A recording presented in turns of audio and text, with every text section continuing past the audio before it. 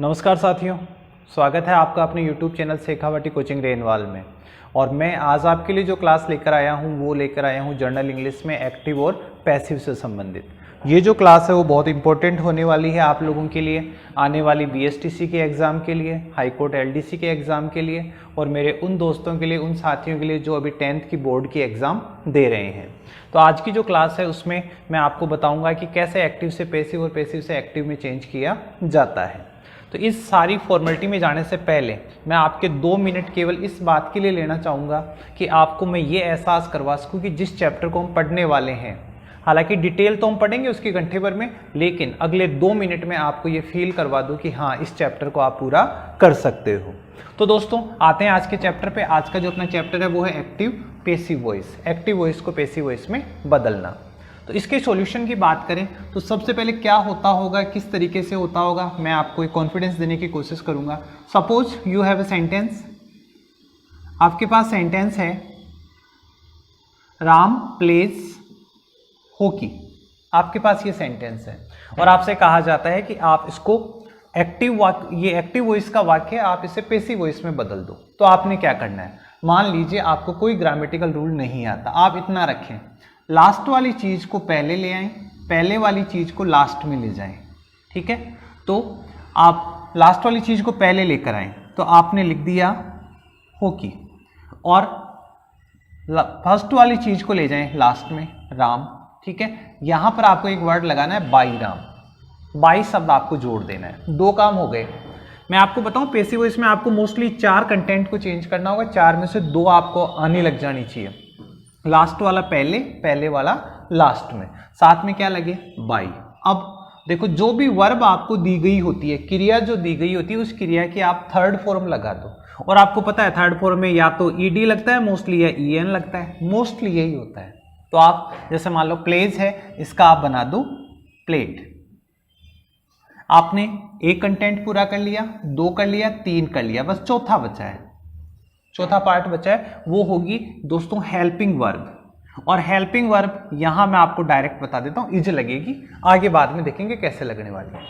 यहां पर ये सेंटेंस लिख के बताने का मतलब ये है कि आप 75% तक पैसिव वॉइस बना सकते हो बिना किसी रूल के। बस केवल हेल्पिंग वर्ब है, जो भी मैं जस्ट थोड़ी देर बाद में क्लियर करवा दूंगा आपके।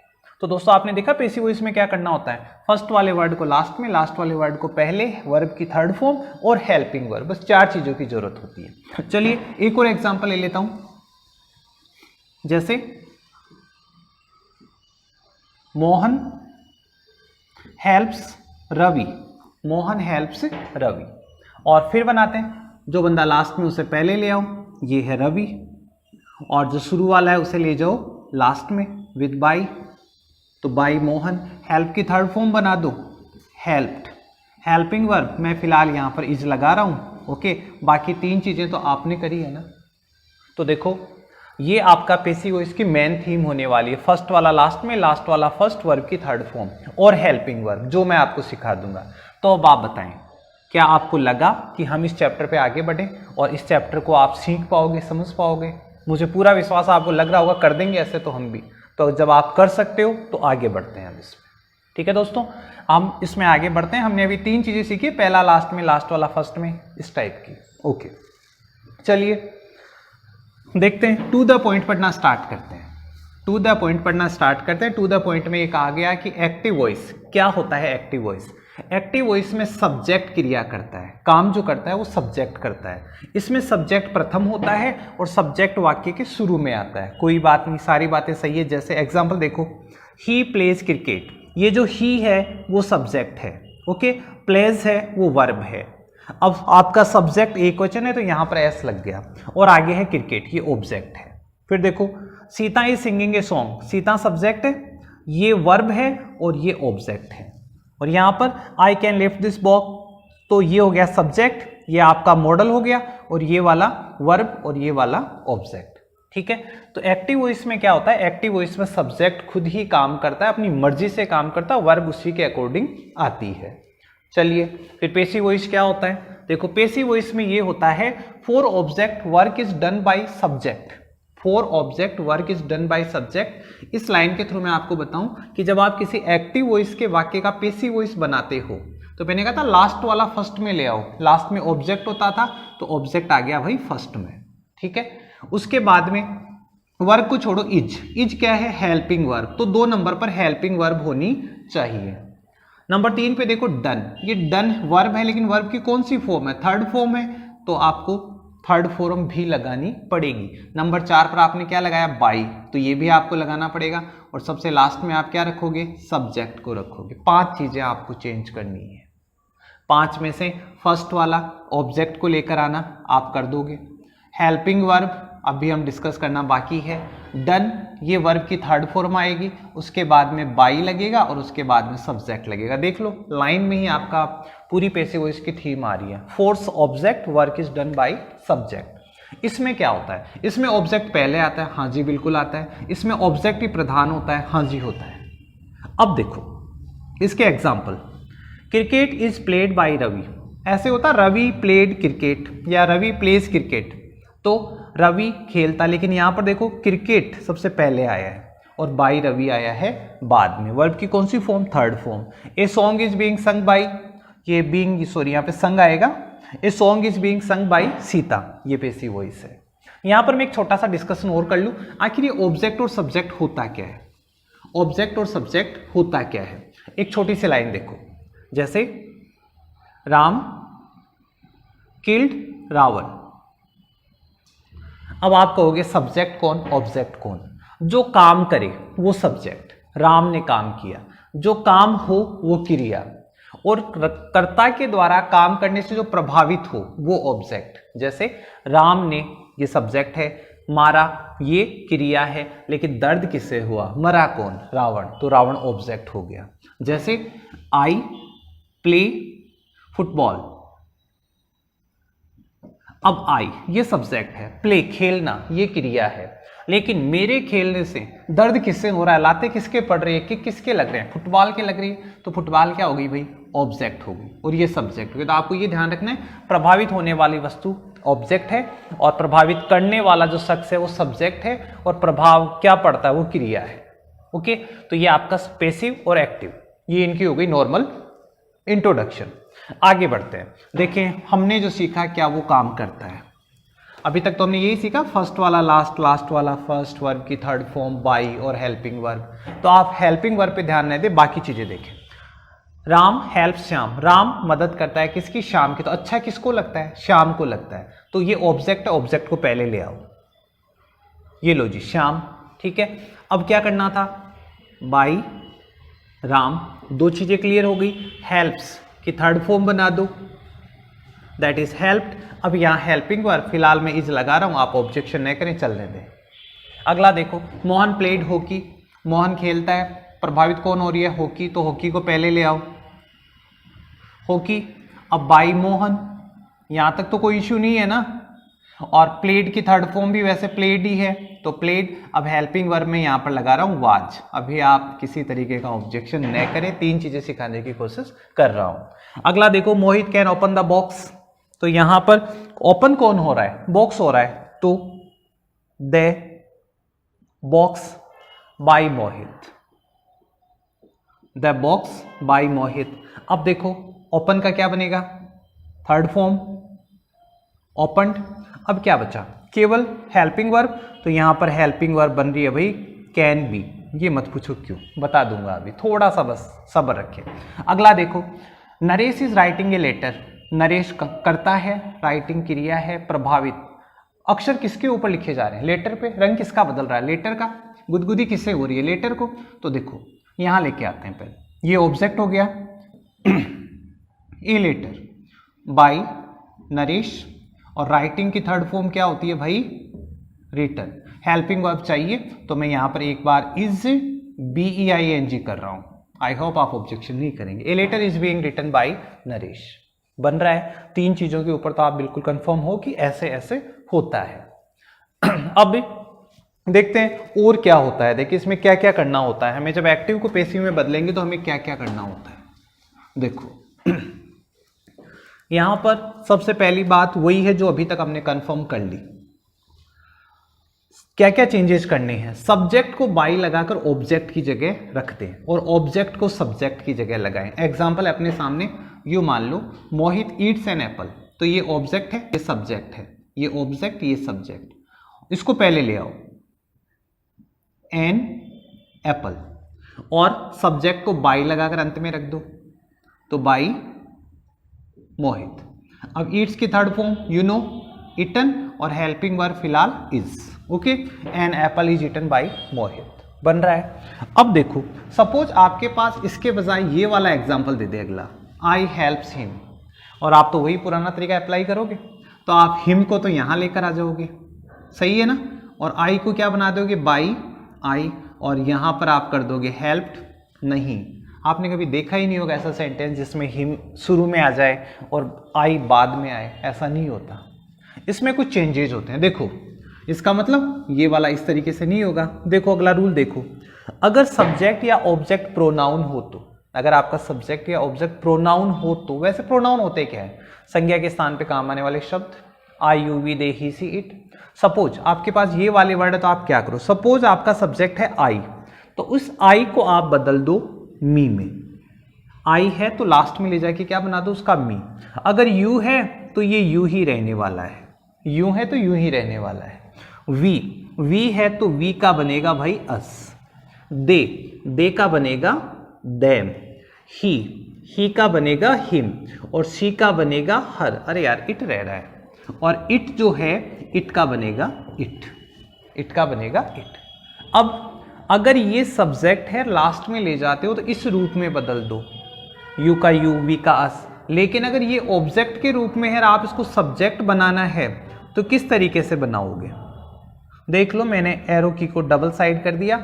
मी है शुरू में लाते हो तो आई बना दो, यू का यू रहेगा, अस है तो वी बना दो, देम का दे बना दो, हिम का ही बना दो, हर का सी बना दो, और ये वाला है तो ये वाला बना दो। सीधा सा थोड़ा थोड़ा याद करना पड़ेगा। अब इस पर अप्लाई करते हैं। सबसे पहले आप हिम को शुरू में लाने वाले थे, बताओ क्या लिखोगे, ये हिम है इसको शुरू में लाना है, क्या लिखोगे, ही, ओके।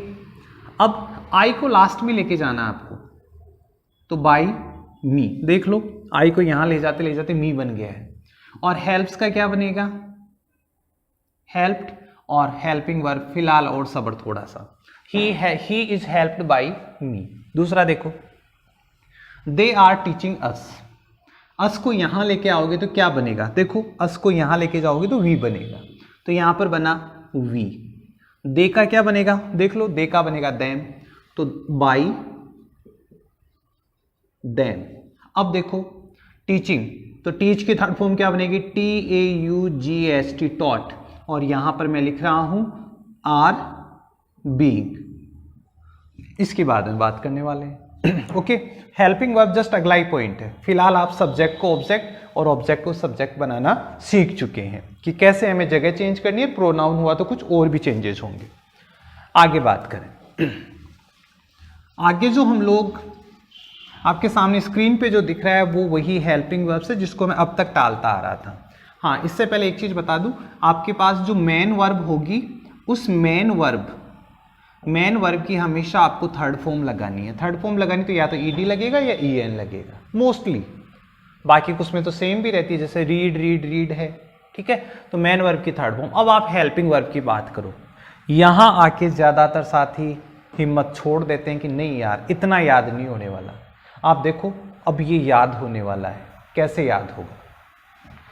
अगर वर्ब की फर्स्ट फॉर्म एस या ईएस या डू डज आपको दिया हुआ है तो आप उसकी हेल्पिंग वर्ब बना दो भाई is am are, okay.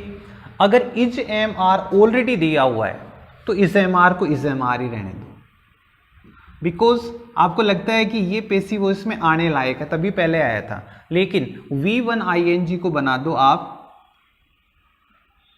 BEING, V1 ING को क्या बना दो BEING। Has have third form हो तो आप हैज हैव को तो सेम रखो और आगे क्या बना दो बीन, हैज हैव बीन।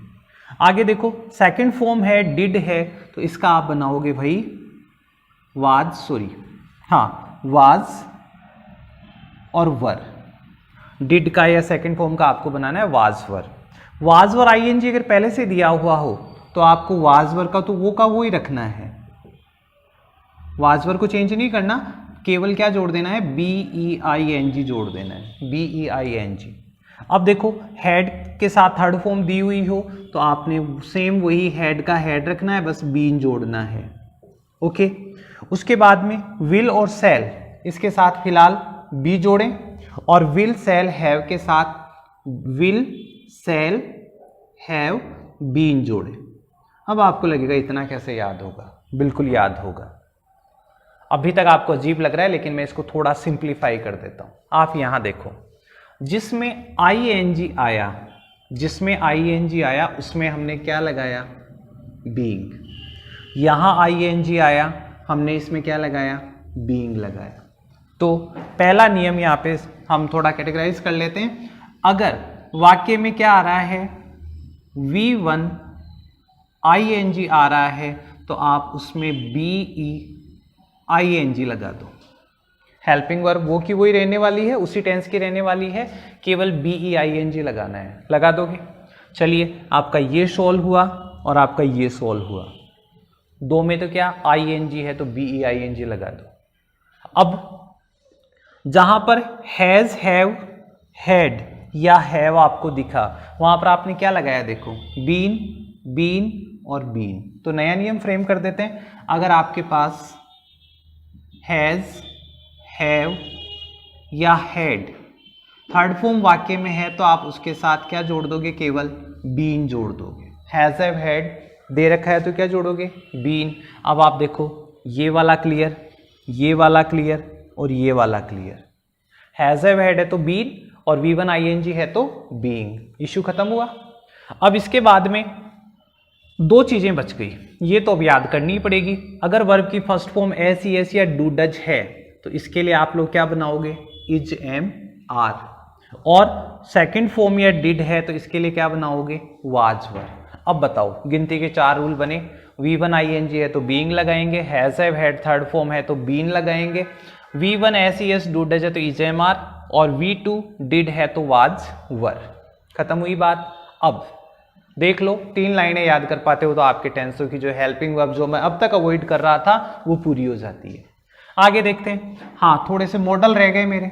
जैसे मान लो मॉडल है, यहां पे बात करूं मॉडल, मॉडल कौन से, can, could, will, would, shall, should, may, might, must. तो जितने भी मॉडल्स हैं उन मॉडल्स का पेसिव बनाते वक्त आप उनके सामने क्या लगा दो, बी लगा दो। मॉडल प्लस बी, बस इश्यू खत्म।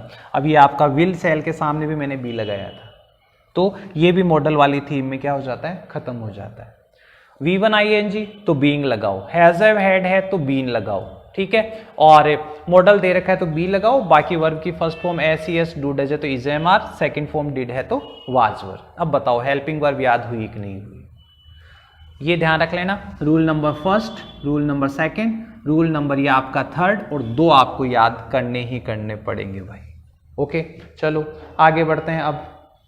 अब क्या चीजें बताई जा रही है हमें। अभी तक जो हमने बिल्कुल सिंपल वाला जो ट्रैक देखा था उसमें हम एक्टिव पैसिव आगे पीछे वो करा के अपना काम निकाल रहे थे। अब ये कह रहा है कई बार ऐसा होता है कि आपको वाक्य में एक नहीं 2 ऑब्जेक्ट मिल जाते हैं। कर्ता के द्वारा काम करने से प्रभावित होने वाली चीजें 2 हो जाती है एक की बजाय। जैसे पहले एग्जाम्पल पर आए, आई गैव हिम ए बुक। पहले इस एग्जाम्पल पे नोटिस करें आप, आई ये सब्जेक्ट हो गया, गैव ये वर्ब हो गई, और किसको दी किताब, हिम को, तो ये ऑब्जेक्ट हो गया। और दूसरी चीज किताब, 2 ऑब्जेक्ट हो रहे हैं भाई। आई गैव हिम ए बुक, मेरे देने से एक तो वो परेशान हुआ और एक किताब परेशान हुई, दोनों परेशान हुए तो 2 ऑब्जेक्ट हो गए। तो ऐसे वाक्यों में जहां 2 ऑब्जेक्ट होते हैं तो वहां क्या करें, सबसे पहले तो इनको आइडेंटिफाई करते हैं। इनमें से इंसान कौन है, निर्जीव कौन सा है, इंसान कौन सा और निर्जीव कौन सा है। तो देखो हिम तो है इंसान, तो इंसान को हम बोलते हैं इनडायरेक्ट ऑब्जेक्ट, और निर्जीव को हम बोलेंगे डायरेक्ट ऑब्जेक्ट। चाहे आप डेड ऑब्जेक्ट बोल के काम निकाल लें, मृत और जिंदा। तो IO देखो, जब भी आप आगे इनको पढ़ोगे यहां देख लेते हैं, डबल ऑब्जेक्ट वाले वाक्य का पेसिव बनाना। एक है इनडायरेक्ट ऑब्जेक्ट, जो सजीव होता है उसको इनडायरेक्ट बोलते हैं। यूं मान लो कि इंसान बोलते हैं, IN से क्या बना लोगे, इंसान, वो सजीव ऑब्जेक्ट है। और डायरेक्ट यानी जो डेड ऑब्जेक्ट है वो क्या है, निर्जीव है। आपको एग्जाम में आपकी पासबुक्स में IODO लिखा हुआ मिल सकता है। तो इनडायरेक्ट ऑब्जेक्ट, डायरेक्ट ऑब्जेक्ट। अपना क्वेश्चन क्या है, अपना काम ये है कि हमें तो पैसिव बनाना है बस। अब पैसिव बनाना है तो कैसे बनाए, मैंने कहा था लास्ट वाले को पहले, पहले वाले को लास्ट में, ठीक है। अब यहां तक तो आपका काम सही था, लेकिन यहां एक कॉमन सेंस आप सोचो, आपको लास्ट वाली किसी चीज को, ऑब्जेक्ट यहां पर दो है और दो को आप एक साथ तो ला नहीं सकते। अब आप चॉइस करोगे कि दोनों में से किसको लाएं। तो आप ये बताओ, मान लो यहां आप खड़े हो और आपको दो ऑब्जेक्ट में से किसी एक को बुलाना है। अब आप किसी सजीव वस्तु को बुलाना पसंद करोगे या निर्जीव वस्तु को लाना पसंद करोगे। मान लो सजीव इंसान, आपने कॉल कर दिया, भाई आजा, आ जाएगा। लेकिन निर्जीव वस्तु तो कॉल से नहीं आने वाली, उसके लिए तो आपको क्या करना पड़ेगा, पूरी गाड़ी पिकअप भेजनी पड़ेगी। तो आपको लगता है आसान कौन सा रहेगा, तो आप कहोगे कि हाँ सजीव को बुलाना ज्यादा इंसान या आसान रहेगा। और यही मैं कह रहा हूं, आप एक बार सजीव को बुला लो।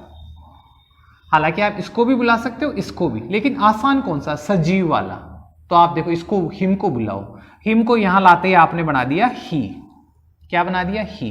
अब गैव सेकंड फॉर्म है, सेकंड फॉर्म की क्या बनाते थे, वाज वर, तो ही वाज।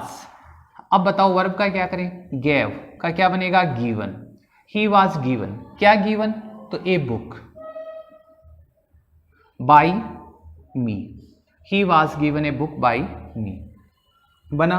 तो ये आप तो कहोगे कि साहब ये तो बन गया, लेकिन हम तो लास्ट वाले से बनाते, लास्ट वाले से भी बना लेंगे। एक बार तो आप इसे सही मानो, he was given a book by me. इधर वाले एग्जाम्पल पे आए, दीपक टीचेज अस इंग्लिश। दीपक हमें इंग्लिश पढ़ाता है। अब बताओ, दीपक सब्जेक्ट है, टीचेज वर्ब है। अब एक तो ये ऑब्जेक्ट है और एक ये ऑब्जेक्ट है। पहले किसको बुलाना पसंद करोगे, आसान इसको बुलाना रहेगा। तो अस को यहां पे लाओगे तो क्या बनेगा, वी, ठीक है। उसके बाद में हेल्पिंग वर्ब लाओ, या आप कहोगे कि पुराने वाले तरीके से लो, तो ओके, मैंने अस को यहां ले आया तो बाय दीपक बाद में ले लेता हूं। ये लो जी, बाय दीपक हो गया। अब हेल्पिंग वर्ब, यहां हेल्पिंग वर्ब टीचेज, तो क्या बनेगी, इज एम आर बनेगी। तो वी के साथ इज लगाऊं, एम लगाऊं या आर लगाऊं, तो वी आर। टीच की थर्ड फॉर्म TAUGST, टॉट। अब क्या टॉट किया जाता है, ये तो आ ही गया ना यहां से। तो अब English, we are taught English by Deepak, we are taught English by Deepak. ये तो कौन सा तरीका हो गया, जब आपने निर्जीव सजीव सब्जेक्ट को पहले लिया था। देखो, इनमें से किसी भी पेसिव, इनमें से किसी को भी पेसिव वॉइस में ऑब्जेक्ट को सब्जेक्ट बनाया जा सकता है। इनमें से किसी को भी पेसिव वॉइस में ऑब्जेक्ट को सब्जेक्ट बनाया जा सकता है, लास्ट वाले को पहले लाया जा सकता है। लेकिन अगर आप डायरेक्ट ऑब्जेक्ट को सजीव सब्जेक्ट बनाते हैं तो इनडायरेक्ट ऑब्जेक्ट के पहले आपको टू लगाना पड़ेगा। देखो कैसे लगाना पड़ेगा, यहां तक तो आपको कुछ नहीं करना पड़ा।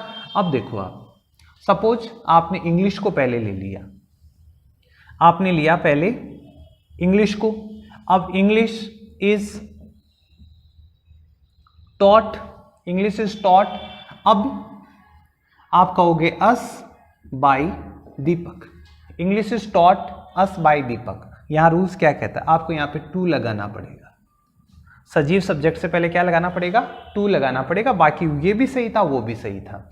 आई गैव हिम ए बुक, अब की बार बुक को पहले ले लेते हैं। ए बुक, गेव आ गया तो was, a book was given to, sorry a book was given, sorry to me, a book was given to me by him,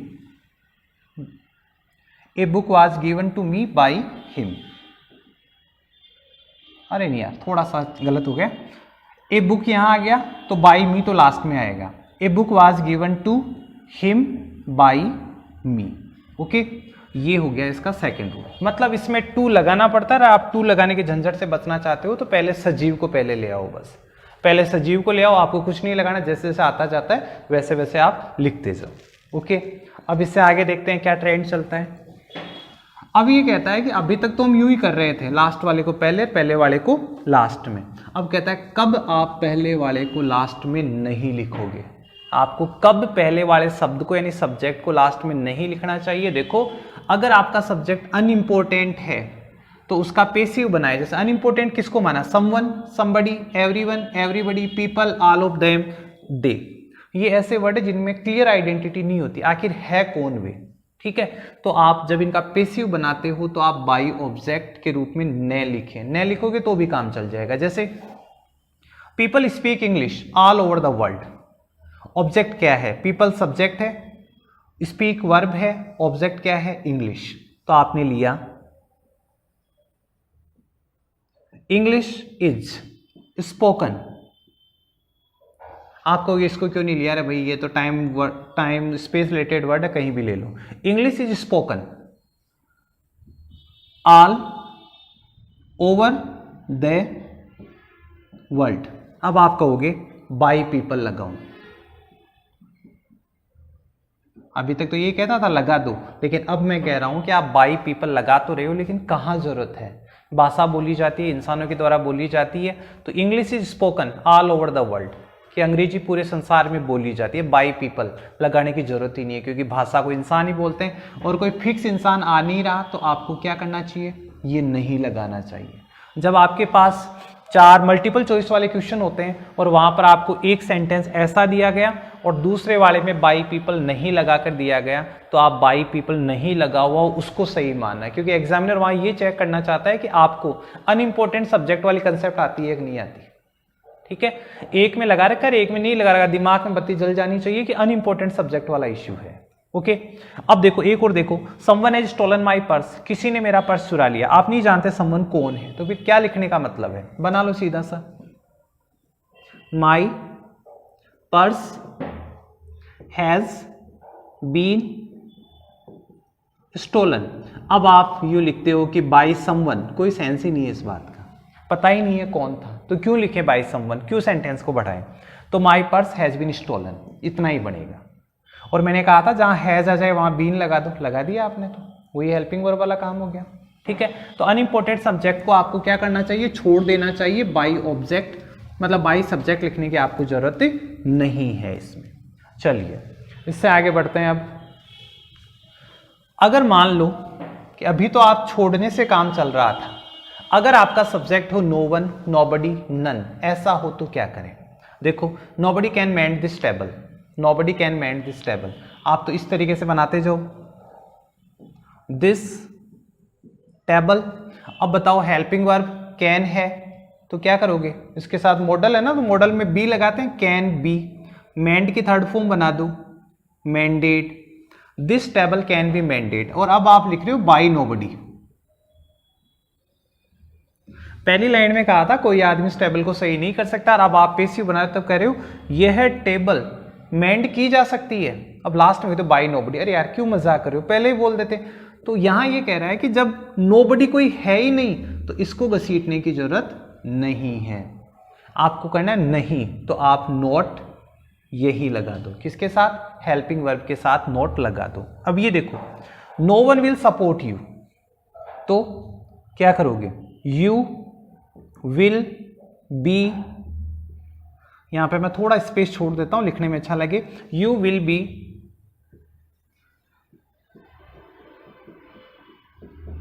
supported. अब आप लिखोगे बाई नो वन। सपोज आपने तो सीधा सीधा लिख दिया, लेकिन अब हमें पता लग गया by no one, by nobody लिखने का कोई सेंस ही नहीं है, तो इसे तो लिखो मत। अब वाक्य ये तो सकारात्मक बन गया, इसको नकारात्मक बनाने का यही तरीका, आप यहां पे नोट लगा दो, यहां पर नोट लगा दो। तो आपने क्या सीखा, जिस वाक्य में नो वन नोबडी वाले वाक्यों का पेसिव बनाना हो, तो आपको क्या करना है, बाई नो वन या नोबडी न लिखें, बाई नो वन नोबडी न लिखें, बल्कि हेल्पिंग वर्ब के बाद ही क्या लगा दें, नॉट लगा दें। हेल्पिंग वर्ब के बाद आप वहां पे नॉट लगा दें, आपको by no one by nobody लिखने की जरूरत नहीं है। आई होप समझ में आ रहा होगा आपके, ज्यादा कुछ है नहीं, बस एक एक बात है जिसको आप समय के साथ साथ इंप्रूव होते जाना है बस। अगला देखो, जब हेल्पिंग वर्ब के बाद टू और फर्स्ट फॉर्म दी गई हो, जब हेल्पिंग वर्ब के बाद टू और फर्स्ट फॉर्म दी गई हो, उसका पेसिव कैसे बनाएं। हालांकि मैंने आगे लिख दिया टू भी थर्ड फॉर्म बना दो। देखो एग्जांपल पे आओ, बाद में रूल बाद में डिसाइड करेंगे। Rajat is to write a letter, Rajat है, हेल्पिंग वर्ब है, टू आ गया, फर्स्ट फॉर्म आ गई। Rajat is to write a letter, कैसे बनाए पेसिव, वही तरीका अपनाते हैं पुराने वाला जितना हमें आता था। ए लेटर अब इज का इज ही रहेगा, ए लेटर इज। अब आपने लिख दिया टू, राइट का क्या करोगे, written by Rajat. A letter is to written by Rajat, ये आपका सिंपल वाला तरीका। आपने तो कहा देखो सब हमने तो बना दिया, लेकिन यहाँ एक प्रॉब्लम है भाई, टू जिसको हम इन्फिनिट बोलते हैं, टू के बाद हमेशा वर्ब की फर्स्ट फॉर्म आती है, और इस रूल को हमने यहाँ तो फॉलो कर लिया था कि टू के बाद क्या आनी चाहिए, फर्स्ट फॉर्म आनी चाहिए। लेकिन जब आपने पेसिव वॉइस बनाया तो देखो क्या सिचुएशन क्रिएट हो गई, टू के बाद थर्ड फॉर्म आ रही है, टू के बाद क्या आ रही है, थर्ड फॉर्म, और थर्ड फॉर्म अलाउ नहीं होती। अब ये कहता है भाई ग्रामेटिकली मुझे तो क्या चाहिए, वर्ब की फर्स्ट फॉर्म चाहिए। अब फर्स्ट फॉर्म कहाँ से लाओगे, जो वर्ब थी उसकी तो थर्ड फॉर्म बन चुकी, तो आप इसकी जगह क्या लगा दो, बी लगा दो, जो बी क्या है, फर्स्ट फॉर्म है। ओके, क्या लगाना होगा आपको, बी। जैसे यहाँ लिखा है टू बी फर्स्ट फॉर्म को टू बी थर्ड फॉर्म बना दो, टू बी फर्स्ट फॉर्म को क्या बना दो, टू बी थर्ड फॉर्म। या आप इसको अगर डायरेक्ट सुधारना चाहें तो क्या करोगे, टू बी रिटन। ये लो जी, मैकेनिज्म तैयार हो गया। शुरू में लिख दो a letter is to be written by Rajat. क्या करना है, टू बी फर्स्ट फॉर्म को टू बी थर्ड फॉर्म बनाना है, टू बी फर्स्ट फॉर्म को टू बी थर्ड फॉर्म बनाना है। यहां देख लो, I am to help him, अब आपको दिख गया टू फर्स्ट फॉर्म है, तो to be third form, third form किसकी, हेल्प की, क्या बनाओगे थर्ड फॉर्म, तो देखो ही, हेल्पिंग वर्ब इज आएगा, he is to be helped by me. ये लो, टू बी थर्ड फॉर्म आना चाहिए, लास्ट वाला पहले, पहले वाला लास्ट में, helping verb is am are का इज एम आर। ओके, तो ध्यान रहे टू बी फर्स्ट फॉर्म बना दे बस, और ये इसका काम हो जाता है पूरा।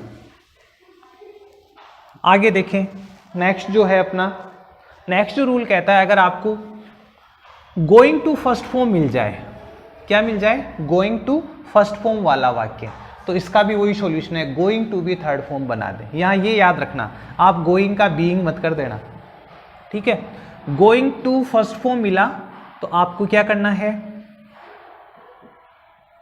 Going to be third form, teach की थर्ड फॉर्म क्या होती है, टॉट, ये बनाना है। अब बाकी चीजें देख लो, यू को पहले ले आओ, you are going to be taught by me. आप कहोगे कैसे बना, going to be first form को going to be third form बना दो, बाकी लास्ट वाला पहले, पहले वाला लास्ट में, helping verb is am are का इज एम आर रहता है। Okay, my father is going to waste, going to wash clothes, क्या करोगे, वही गोइंग टू, बताओ क्या बनने वाला है, आप कहोगे अब इसका बनने वाला है GOING, going to B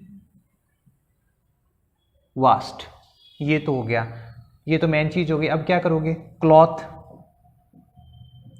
is going to be washed by my father, by my father, सीधा सा हिसाब है, टू बी फर्स्ट फॉर्म मिला, टू बी थर्ड फॉर्म बना दो। आगे देखो, अब फिर एक वाक्य है जो कहता है पेसिव वॉइस में मैन वर्ब प्लस प्रीपोजिशन हो तो उनको पेसिव में भी साथ ही रखें, पेसिव में मैन वर्ब प्लस प्रीपोजिशन को साथ ही रखें। आप कहोगे ये क्या रूल आ गया, देखो लुक वर्ब है और आफ्टर क्या है, प्रीपोजिशन है, दोनों एक साथ आए हैं ना, तो आपको पेसिव वॉइस बनाते वक्त इसको यहीं पे मतलब वर्ब को दोनों को एक साथ रखना है, बस नथिंग एल्स। देखो यहाँ पर Ramesh looks after his sister, Ramesh अपनी सिस्टर की देखभाल करता है, तो हेल्प किसकी होती है, अच्छा किसे फील होता है, हिज सिस्टर को शुरू में ले आओ, आप ले आए हिज सिस्टर। अब लुक्स आफ्टर वर्ब की फर्स्ट फॉर्म के साथ एस ही एस है, तो क्या आएगा, इज एम आर आएगा, हिज सिस्टर इज लुक्ड।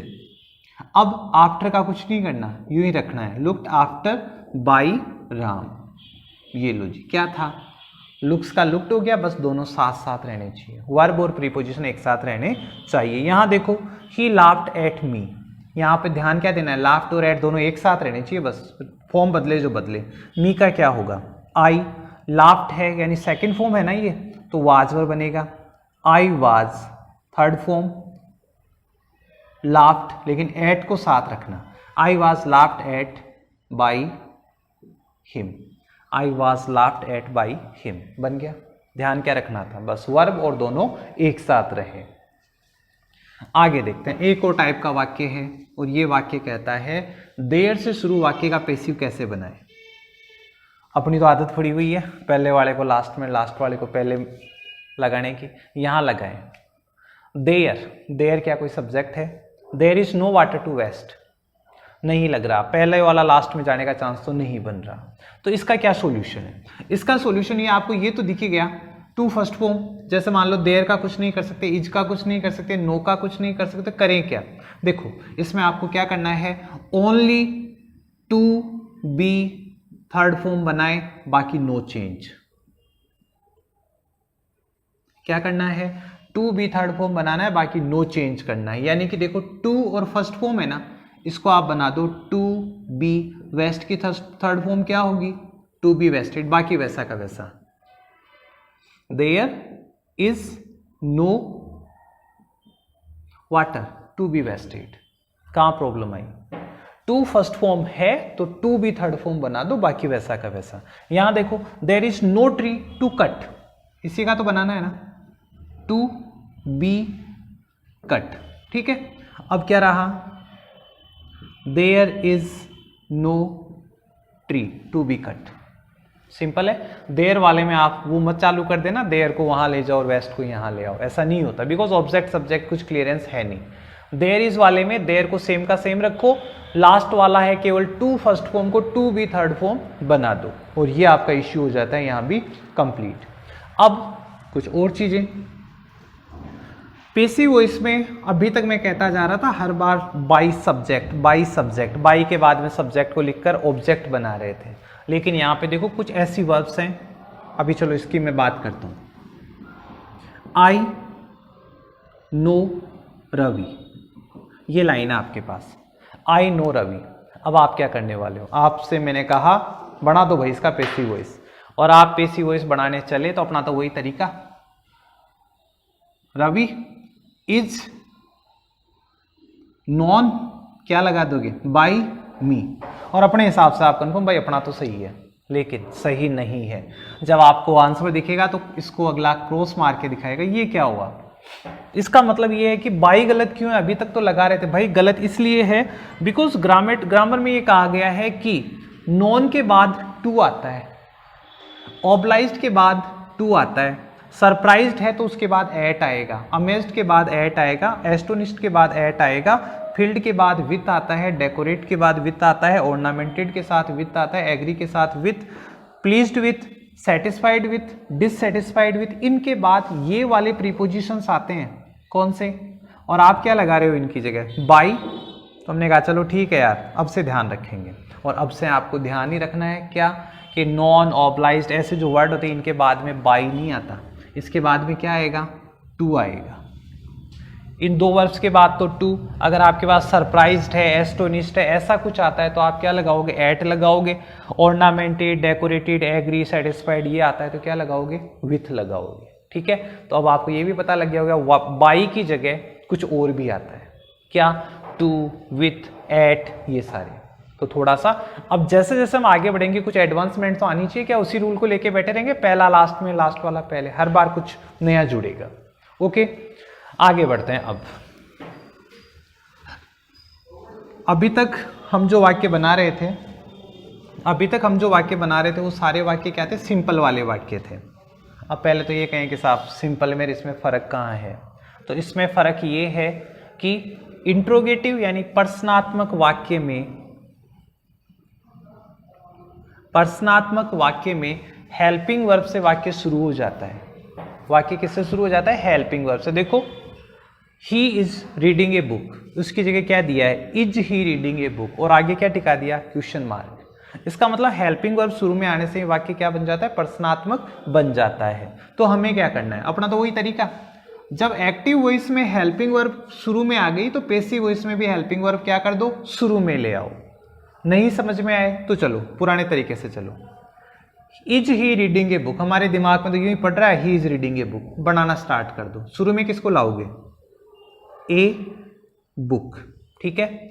और फिर जहां ING होता है वहां केवल बीइंग लगता है और कुछ नहीं, तो a book is BEING, a book is being, read की third form read by him. आपने तो सिंपल वाले तरीके से बना दिया, लेकिन जैसे ही आपने यहाँ पर क्वेश्चन मार्क लगाया, आपके दिमाग में घंटी बजनी चाहिए कि यार क्वेश्चन मार्क है, इसका मतलब कुछ फॉल्ट है। और वो फॉल्ट क्या था कि यहाँ हेल्पिंग वर्ब शुरू में थी, तो मैंने हेल्पिंग वर्ब लगा दी बीच में। इसे लाकर मुझे भी कहाँ रखना चाहिए, शुरू में रखना चाहिए। Is a book being read by him, बस इतना सा ही फर्क है।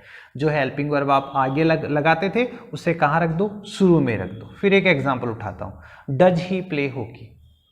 हमें तो नहीं दिखा डज क्या होता है, हमने तो बनाना शुरू कर दिया। क्या, हॉकी इज, क्योंकि आपको पता है डू डज का इज बनता है, is am are. Hockey is played by him. यहां तक सही था, लेकिन जैसे ही क्वेश्चन मार्क लगाया लगता है कुछ गलती कर बैठे। और गलती क्या कर बैठे, हेल्पिंग वर्ब यहां नहीं यहां आनी चाहिए थी। बस कितना फर्क है। प्रश्नात्मक में आपको हेल्पिंग वर्ब को शुरू में लाना है। ओके, कर दोगे, कोई इश्यू नहीं है, हेल्पिंग वर्ब शुरू में ही लानी है। अब फिर कहता है सपोज केवल हेल्पिंग वर्ब ही नहीं, साथ में WH वर्ड भी दिया गया हो, जैसे where does he play football. Where does he play football कि WH वर्ड से शुरू होने वाला वाक्य, जैसे why, when, where, how, which, what, अगर ये और दिए हुए हो तो आप इसका पैसिव कैसे बनाओगे। हम तो वैसे ही बनाएंगे जैसे बनाते आए थे। कैसे, वेयर आया है तो वेयर पड़ा रहे अपनी जगह, हमें कोई मतलब नहीं, ठीक है। इसका बना दो तो डज की जगह क्या आएगा, डज की जगह बनेगा आपका इज, वेयर इज। अब फुटबॉल, या यूँ मान लो आपको कि कैसे बनाने लग गए, लास्ट वाले को पहले ले आए, इसको बाद में ले गए, प्लेड बना दिया, लेकिन डज की हेल्पिंग वर्ब शुरू में आनी चाहिए तो आप शुरू में ही रख दो। अब इतने मैच्योर हो चुके होंगे, डज की हेल्पिंग वर्ब क्या बनेगी, इज, वेयर इज। अब आगे आएगा football, played by him, football played by him, where is football played by him, और ये हो गया आपका क्वेश्चन मार्क, ठीक है।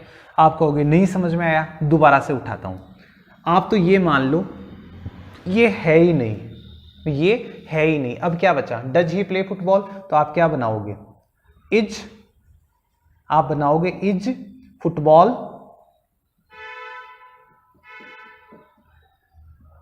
प्लेड बाय हिम, लगा दिए क्वेश्चन मार्क। और यार ये रह गया, इसको यहां वापस उतार दो, सिंपल हो गया ना काम। आप वेयर पे नोटिस ही मत करो, वेयर जहां था उसको उतार दो, बाकी वही जो हमने फर्स्ट में पढ़ा वही वाली बात। ओके, तो WH वर्ड जब दिया गया हो तो उसे शुरू में ही रहने दे और बाकी सब चीजों को चलने दे जैसे हम बनाते आ रहे थे।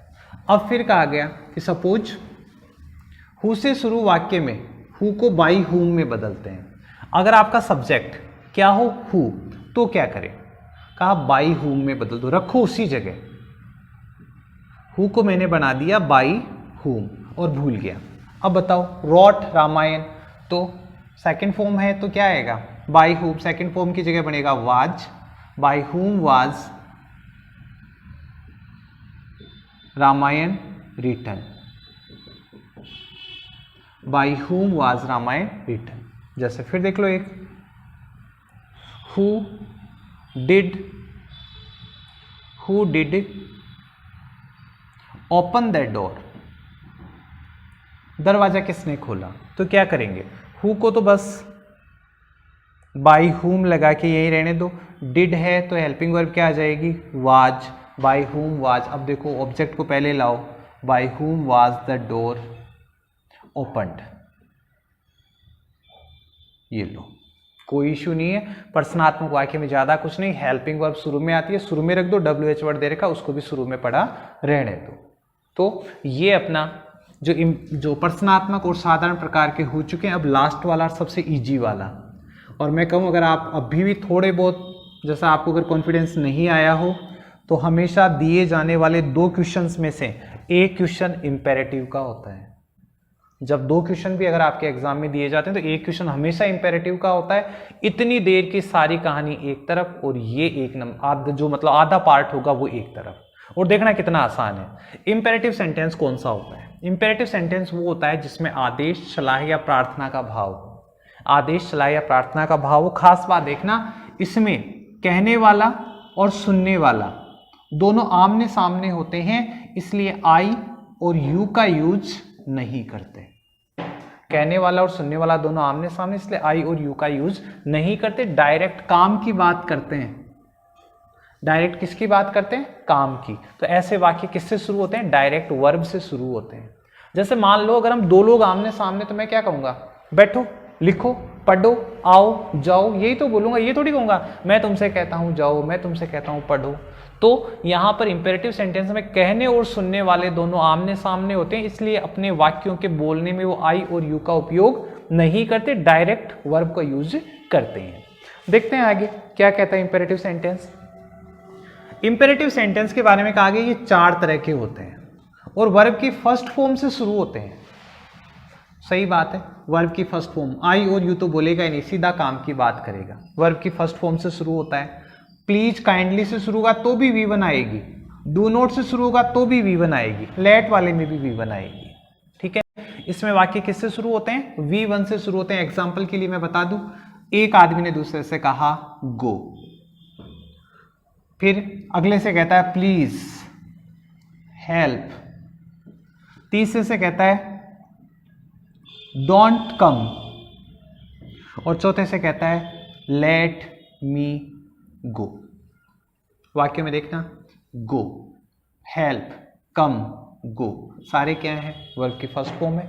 ये 4 टाइप हैं जिनके वाक्य भी हम आगे डिस्कस करने वाले हैं। वर्ब की फर्स्ट फॉर्म से शुरू होने वाला वाक्य, प्लीज, काइंडली से शुरू होने वाला वाक्य, डू नॉट से शुरू होने वाला वाक्य और लेट से शुरू होने वाला वाक्य इंपेरेटिव सेंटेंस कहलाता है। और इन सेंटेंस की शुरुआत किससे होती है? वर्ब की फर्स्ट फॉर्म से होती है, और क्योंकि इसमें आई और यू होता है वो छुपा हुआ ही होता है। अब देखो यहां फिर से डिटेल वाइज देखते हैं। V1 से शुरू वाक्य, सपोज आपको एक वर्ड दे दिया गो और कहा कि डियर फ्रेंड्स इसका आप पैसिव वॉइस बनाओ, और आप लोगों को लगेगा बहुत छोटा सा वाक्य, अभी बना देंगे। जो पहले आया उसको लास्ट में ले जाओ, जो लास्ट में आया उसको पहले ले जाओ, वर्ब की थर्ड फॉर्म बना दो, बन गया। यहां तो आपके पास पहला और लास्ट कुछ है ही नहीं, पहला और लास्ट कुछ है ही नहीं, इसका मतलब कुछ प्रॉब्लम है। फिर हमें कहा जाता है जब ऐसे वाक्य आए तो आप तो बना दो यू आर ऑर्डर्ड या एडवाइज्ड टू बना दो, और सीधा का सीधा लिख दो। मैं भी बना देता हूं, देखो इसका क्या बनेगा? You are ordered to go, ये लो बन गया जी। और मैं आपसे भी कहता हूं रट लो ऐसे, यू आर ऑर्डर्ड टू या एडवाइज्ड टू गो, बस बन जाएगा। बन तो गया, लेकिन क्या रटने के लिए बना है? नहीं।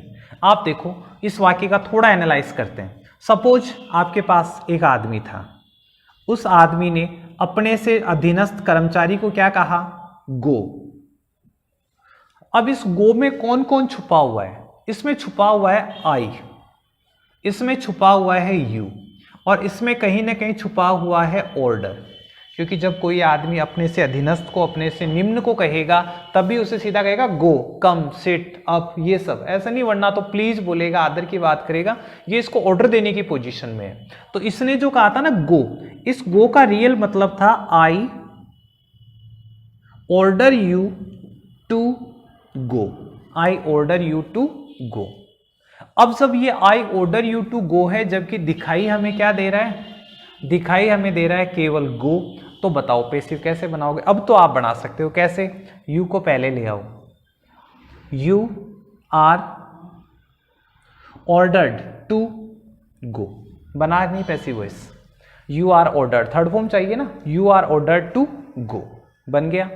अब आप समझिए क्यों हम आई ये यू आर ऑर्डर्ड क्यों करते हैं? क्योंकि इसमें छुपा हुआ होता है आई यू और जो आपका ऑर्डर है। तो देखो दोस्तों, यहां पे हमें क्या करना है? अगर आपके पास ऐसा वर्ड है गो, तो आप क्या बना दो? यू आर ऑर्डर्ड टू गो।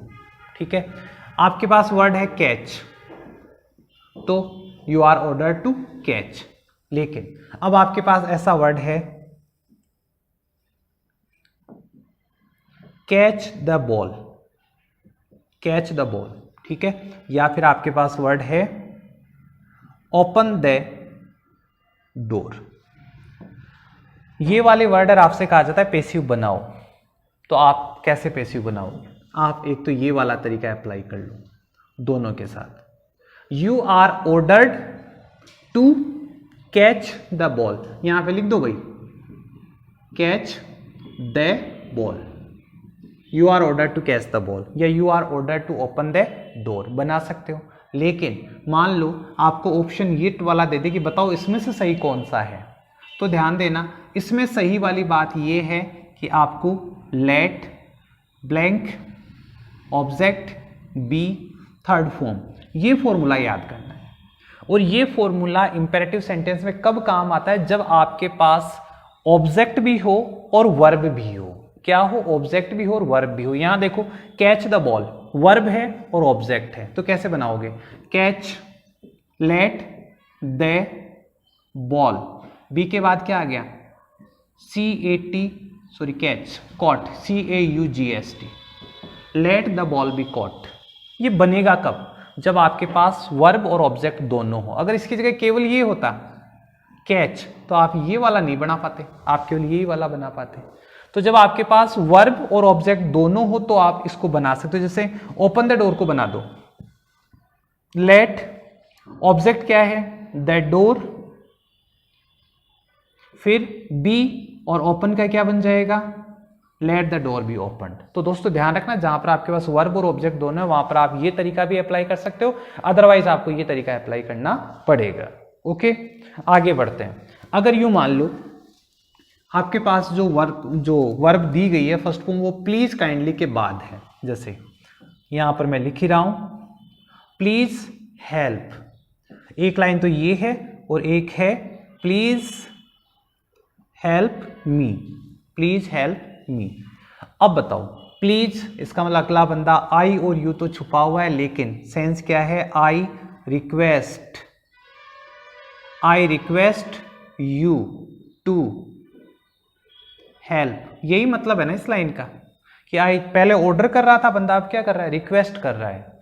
तो पैसिव बनाओगे तो you are requested to help. ये देखो क्या लिखा है, यू आर रिक्वेस्टेड टू। जब आपको प्लीज या काइंडली वाला कोई वाक्य दे दिया जाए तो आप तो सीधा सा उसका क्या करो? You are requested to help लिख दो, काम खत्म। आप इसका भी बना सकते हो, you are requested to help me, ये भी बना सकते हो।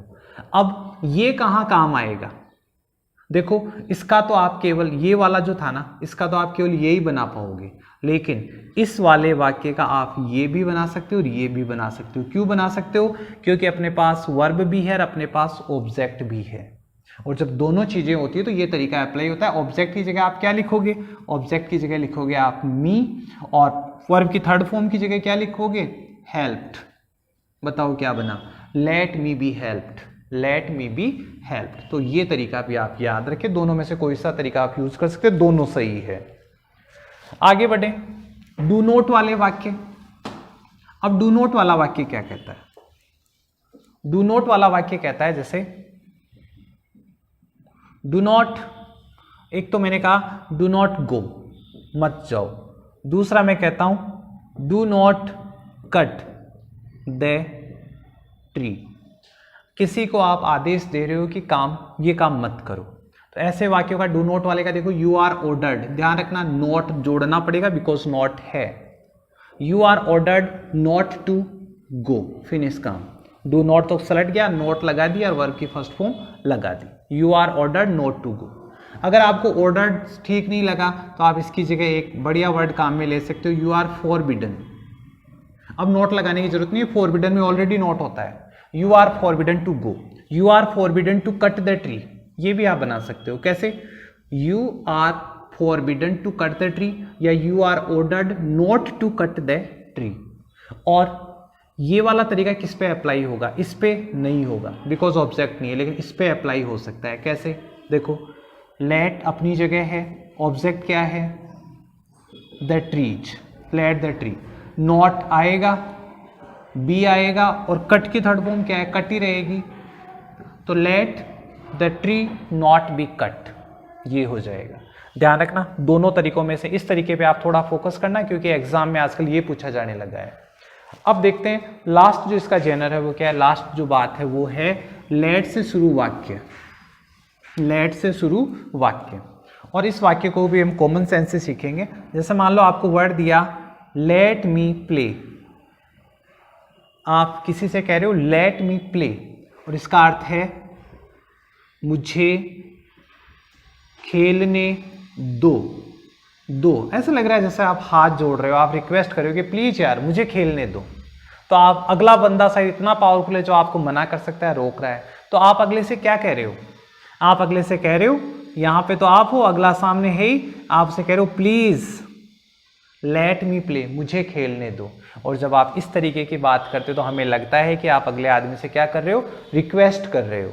और रिक्वेस्ट कर रहे होते तो क्या लगाते हैं? यू आर रिक्वेस्टेड टू, और टू के बाद लेट मी प्ले, बस पूरी की पूरी लाइन टिका दो, to let me play, to let me play. इस तरीके के देखो कौन कौन से वाक्य हो सकते हैं। लेट मी हो सकता है, लेट हिम हो सकता है, लेट हर हो सकता है, लेट देम हो सकता है, ठीक है। तो ये वाले जो वाक्य होते हैं इनका आपको क्या करना है? लेट वाले का यू आर रिक्वेस्टेड करना है। क्या करना है? यू आर रिक्वेस्टेड कर दोगे। जैसे मान लो मैं कहता हूं लेट हर गो, उसे जाने दो, क्या बनाओगे? You are requested to let her go, ये बन गया। अब इस वाले वाक्य में कैसे अप्लाई करें? अपना तो वही तरीका, let object with third form. तो देखो लेट है, ऑब्जेक्ट कौन है यहाँ पर? हर, और थर्ड फॉर्म क्या हो जाएगी? Gone. Let object with third form, तो लेट हर बी गोन, ठीक है। जैसे इसने कहा लेट मी प्ले, इसका बनाता हूं मैं आपके लिए, लेट मी प्ले। ये आपका लेट, मी का मी रह जाएगा, बी का बी, और प्ले का क्या बन जाएगा? Played. Let me be played. Simple सा काम है, ये तरीका अपना लो चाहे वो तरीका अपना लो। अब अपने पास जो लास्ट बचता है वो है, अगर लेट अस हो तो क्या करें? जैसा मान लो ये दिया हुआ हो let us play, let us play, इसका क्या करें? इसका पैसिव बनाएंगे तो आप इसको सीधा लेट से बना लो, let's play hockey, let's play hockey, इसका बना लेते हैं। तो देखो let hockey be played by us, let hockey be played by us. अगले ने कहा लेट्स ड्रिंक टी, क्या बनाओगे? तो लेट टी है ना direct, let tea be drunk by us, बस ये हो गया आपका पैसिव वॉइस। तो दोस्तों ये जो चीजें थी वो थी आपकी पैसिव वॉइस रिलेटेड, और मैंने कोशिश ये करी है कि इसमें बहुत सिंपल तरीके से मैं आपको समझाऊं, ज़्यादा ग्रामेटिकल रूल्स भी नहीं डालूं, और आई होप आपको ये चीज़ पसंद आई होगी। और शुरुआत तो यही थी, आप जो इसको फर्स्ट लास्ट ये वाला जो सिस्टम था ये आपको देता है कॉन्फिडेंस। तो उम्मीद करता हूँ आज का वीडियो आपको पसंद आया होगा, और आगे के लिए बहुत जल्द मिलेंगे किसी अच्छी वीडियो के साथ। तब तक आपसे उम्मीद करूँगा कि आप चैनल को लाइक शेयर और सब्सक्राइब करेंगे, अपना स्नेह यूं ही देते रहेंगे। जय हिंद, जय भारत, धन्यवाद।